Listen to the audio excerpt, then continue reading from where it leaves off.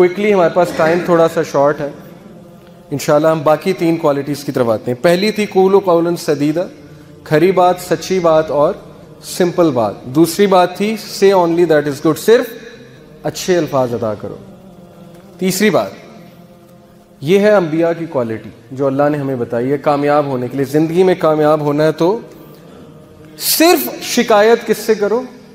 اللہ سے. complaining only to اللہ. کیوں؟ حضرت یعقوب علیہ السلام کے بارے میں کیا کہتے ہیں اللہ؟ He said، اس نے کہا I only complain of my grief and sorrow to Allah، میں اپنا گریف، اپنا غم صرف کس سے شیئر کرتا ہوں؟ اللہ سے. ڈنڈورا نہیں پیٹا انہوں نے باہر جا کے، رشتہ داروں کے پاس بیٹھ کے جو ہے اپنا غم نہیں سنایا جا کے. لوگوں کو غم سنانے سے ہوتا کیا ہے؟ مجھے صرف یہ سمجھ نہیں آتی کہ لوگ کو ہم غم سنائیں گے، ان میں سے کوئی چسکے لے گا ہمارا غم سن کے، مزے لے گا، اور کچھ جو ہے وہ مدد کرنے کی کوشش کریں گے لیکن ان کے بس میں وہ کام ہی نہیں ہوگا. ہاں، اس کا یہ مطلب نہیں کہ بالکل ہی نہیں بتانا چاہیے. جو اچھے لوگ ہیں، جو سنسیئر ہیں ہمارے ساتھ، ان سے شیئر کرنا چاہیے. لیکن سکسیسفل لوگ جو ہیں وہ کوشش کرتے ہیں کہ اپنے سارے غم اللہ سے شیئر کریں، کیونکہ انہیں پتہ ہے کہ میرا غم یا میری مشکل کون ہٹا سکتا ہے؟ صرف اللہ ہی ہٹا سکتے ہیں. انہی کے ہاتھ میں. دل کون بدلتے ہیں؟ اللہ. ہم لوگوں کے پاس جاتے ہیں، جی اس کا دل بدل دو، یہ کر دو، وہ کر دو. دل بدلنے والے تو اللہ. اللہ کے ہاتھ میں چابیاں ساری. کسی کا دل پھیرنا، اللہ کہتے ہیں، نبی صلی اللہ علیہ وسلم نے کہا کہ اللہ کے دل جو ہے اللہ کی انگلیوں کے بیچ میں، انسان کا جو دل ہے اللہ تعالیٰ اسے پھیر دیا کرتے ہیں. تو اللہ سے کہنا چاہیے نا دل پھیرنے کا. اب فائدہ کیا اللہ سے غم شیئر کرنے کا؟ فائدہ یہ ہے جی کہ ایک تو آپ کا مسئلہ حل ہو جائے گا. دوسرا یہ کہ اگر مسئلہ حل نہیں ہوتا تو اللہ آپ کو ایسی قوت دے دیں گے کہ آپ اس مشکل سے مقابلہ کر سکیں. انسانوں سے غم شیئر کرنے کے نقصانات کیا ہیں؟ کل کو وہ آپ کو تانا دیں گے، یا کل کو آپ کو کہیں گے یہ دیکھو ہر وقت جو ہے غم لائے پھرتا ہے میرے پاس. جبکہ اللہ ایک ایسے بادشاہ ہیں. آپ بادشاہ کے پاس جائیں نا، کسی دنیاوی بادشاہ کے پاس، اور اسے کہیں جی میں نے آپ سے بات شیئر کرنی، کہے گا اچھا چلو کرو.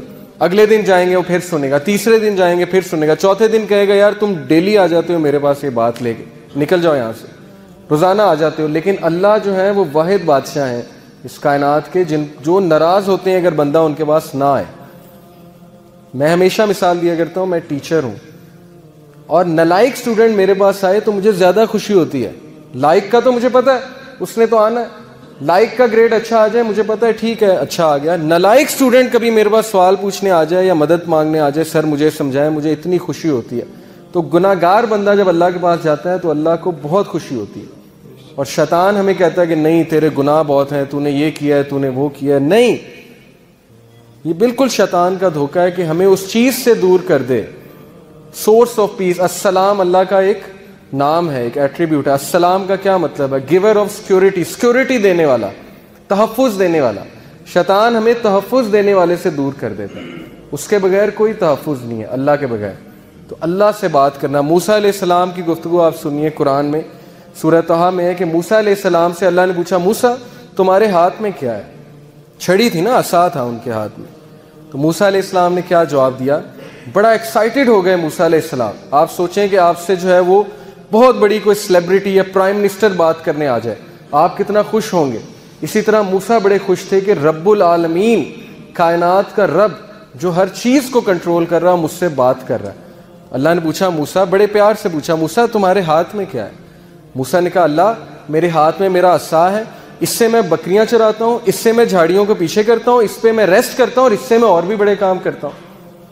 اب مفسرین کہتے ہیں کہ یہ بات بتانے کی کیا ضرورت ہے؟ اللہ سبحانہ تعالیٰ نے ہمیں بات بتائی کہ موسیٰ سے اللہ نے یہ پوچھا، انہوں نے کہا میں اس سے یہ بھی کرتا ہوں، یہ بھی کرتا ہوں، اور بھی بڑے کام کرتا ہوں. اب قرآن میں تاریخی وہ جملے ہیں جن کا بہت بہت میننگ فل جملے ہیں قرآن میں، جن کا کوئی مقصد ہے. اس کا مقصد کیا ہے؟ مفسرین میں سے کچھ مفسرین یہ کہتے ہیں کہ اس کا مقصد یہ اللہ یہ بتانا چاہتے ہیں انسان کو اس کنورسیشن کے تھرو کہ اللہ کے لیے انسان کی کوئی بھی بات غیر اہم نہیں، کوئی بھی بات. کیونکہ موسیٰ کس طرح کی باتیں بتا رہے ہیں، اللہ اس سے میں یہ کرتا ہوں، یہ کرتا ہوں، اور اس سے میں اور بھی بڑے کام کرتا ہوں. اور اللہ آگے سے مسکرا رہے ہوں گے کہ دیکھو میرا بندہ مجھے کس طرح سے بتا رہا ہے. تو اللہ کے لیے کوئی بات ہماری غیر اہم نہیں ہے، اور اللہ ہی انکنڈیشنل پازیٹیو ریگارڈ دیتے ہیں. انکنڈیشنل پازیٹیو ریگارڈ کیا ہوتا ہے کہ آپ ماہر نفسیات کے پاس جائیں، وہ آپ سے پیسے لیتا ہے اچھے خاصے، اور سنی جاتا ہے سنی جاتا ہے سنی جاتا ہے، آگے سے ٹوکتا نہیں ہے. اسے کہتے ہیں انکنڈیشنل پازیٹیو ریگارڈ. لیکن اس کے وہ پیسے لیتا ہے، آپ جب سارا اسے سنا دیتے ہیں آپ کہتے ہیں تو بڑا اچھا بندہ ہے, اس نے تو میری ساری سنی ہے, مجھے ٹوکا نہیں ہے. تو بھائی اللہ تو پیسے بھی نہیں لیتے, آپ اللہ کے سامنے کیوں نہیں باتیں کرتے؟ ایگزیکٹ وہی بات کہ اللہ میری زندگی میں یہ چل رہا ہے, میں تھک گیا ہوں, مجھے ہدایت دیں, میں نہیں جانا چاہتا اس طرف میرے رب, میں مشکلات میں ہوں, میرے اوپر بہت امتحان آ چکے ہیں, میں بس تھک چکا ہوں. آپ کیوں نہیں اس طرح بتاتے اللہ کو؟ بس یہی ایک فرق ہے, یہی ایک فرق ہے کامیاب لوگوں میں اور ناکام لوگوں میں. یہ ایک ہیبٹ ہے. تو اس کا فائدہ کیا ہے جی؟ اللہ سے غم شیئر کرنے کا, اللہ سے بات شیئر کرنے کا فائدہ کیا ہے؟ سورہ طلاق میں اللہ نے وعدہ کیا ہے. اللہ نے کہا کہ جو کوئی بھی میرا تقوی اختیار کرتا ہے, تقوی سے مراد ہے کہ مجھے پہچانتا ہے اور میرے پاس آتا ہے اور میرا کہنا مانتا ہے, اللہ اس کے لیے ایک ایسا راستہ نکال دیں گے ہر مشکل سے نکلنے کے لیے کہ وہ سوچ بھی نہیں سکتا.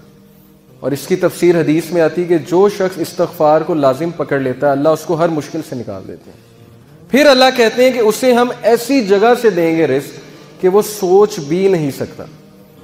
یہ سورہ طلاق میں وعدہ ہے اللہ کا کہ ایک ہم اسے مشکل سے نکال دیں گے, دوسرا ہم اسے ایسی ایسی جگہ سے رزق دیں گے کہ وہ سوچ بھی نہیں سکتا.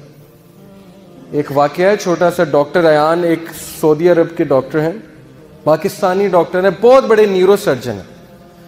وہ اپنا واقعہ سناتے ہیں, یوٹیوب پہ یہ ویڈیو بھی موجود ہے, دا پاور آف اللہ کے نام سے یوٹیوب پہ. وہ اپنا واقعہ سناتے ہیں, کہتے ہیں کہ میں ایک بار آپریشن کرنے جا رہا تھا یورپ میں کسی دوسری کنٹری میں, سعودیہ سے.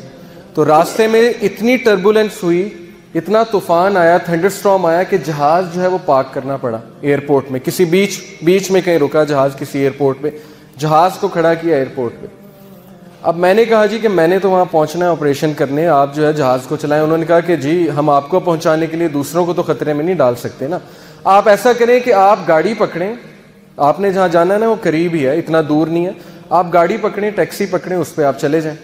انہوں نے کہا چلیں ٹھیک ہے. انہوں نے ڈرائیور کو پکڑا, ٹیکسی کو پکڑا, چلنا شروع ہو گیا. راستے میں طوفان مزید تیز ہو گیا اور وہ گاڑی ان کی ایک گھر کے سامنے جا کے رکی, مجبوراً انہیں روکنی پڑی طوفان میں وہ گاڑی.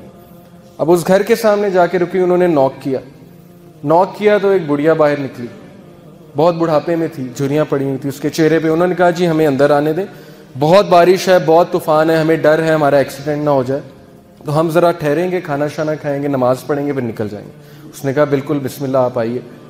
اب وہ اندر گئے ہیں تو دیکھتے کیا ہے کہ ایک بچہ زمین پہ لیٹا ہوا ہے گدے پہ, اور وہ بڑھیا بار بار جو ہے نا اس کے سر پہ پٹیاں کر رہی ہے اور بڑا پریشان لگ رہی ہے. تو انہوں نے کہا کہ اس کو کیا مسئلہ ہے؟ اس نے کہا کہ اس کو نا کوئی دماغ کی بیماری ہے, وہ اس کے ماں باپ نہیں ہے, یتیم ہے بچہ, میں اس کی دادی ہوں, تو یہی میرے لیے واحد سہارا ہے, تو میں اس کا علاج کروانے کے لیے بڑی جگہ گئی ہوں. لیکن وہ کہتے ہیں کہ نہیں, اس کو نا آپ ایک ڈاکٹر کے پاس لے کے جائیں جو ٹاپ نیورو سرجن ہے, اس کے پاس لے کے جائیں, وہ اس کو جو ہے اچھا دیکھے گا. تو کہتے ہیں کہ آپ کیوں نہیں گئیں؟ انہوں نے کہا میں نے بڑی بار کوشش کی ہے, ان سے اپوائنٹمنٹ ہی نہیں ملتی, نہ میرے پاس اتنے پیسے ہیں, میں کہاں سے لے کے جاؤں. انہوں نے کہا مجھے نام بتائیں, میں بھی ڈاکٹر ہوں, میں اس سے سفارش کروں گا, آپ اتنی اچھی عورت ہیں, آپ نے مجھے یہاں رکنے کی جگہ دی. اس نے کہا ڈاکٹر ایان. تو وہ کہتے ہیں میں رونے لگ گیا, ڈاکٹر ایان. تو وہ رونے لگ گئے اور پھوٹ پڑے. تو بڑھیا نے کہا کہ آپ رو کیوں رہے؟ انہوں نے کہا کہ میں ڈاکٹر ایان ہوں. انہوں نے کہا کہ آپ دیکھیں کہ آپ نے اللہ سے دعائیں کی ہوں گی کہ اللہ بچے کا کچھ کریں, تو اللہ مجھے یہاں لے آئے, اور جس طرح لے کے آئے ہیں آپ سوچ بھی نہیں سکتے. یعنی اللہ کی جو فورسز ہیں نا, اللہ کی جو فوجیں ہیں, اس کا ہم اندازہ بھی نہیں لگا سکتے. لیکن ہم اس سے بالکل غافل ہیں, شیطان نے ہمیں اس سے غافل کیا. ہم اللہ سے مدد مانگنے کی بجائے ہم دوسروں کے پاس بھاگتے ہیں. تو ایسے بڑے واقعات ہیں, آپ کو سلف کی زندگیوں سے ایسے بڑے واقعات مل جائیں گے جس میں ثابت ہوا کہ اللہ جب اپنی فوجوں کا استعمال کرتا ہے تو پھر اللہ ناممکن کو بھی ممکن بنا دیتا ہے. موسیٰ علیہ السلام, آپ سوچیں, دشمن کا بچہ, جو دشمن ہے, دشمن کا بچہ, فرعون سارے بچوں کو قتل کروا رہا ہے کہ کس لیے کہ کل کوئی کھڑا ہو کے میرے خلاف نہ نکل پڑے.